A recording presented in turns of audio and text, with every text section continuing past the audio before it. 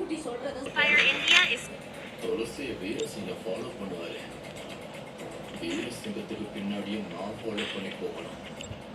சென்னையில துளசி ராஜபாண்டி சின்ராசி யாரும் நிம்மதி இருக்கக்கூடாது. அவங்கள அங்க போய் நான் சித்திரவதை பண்ணணும். அவங்க என்ன நினைச்சு பயந்து பயந்து சாகும்.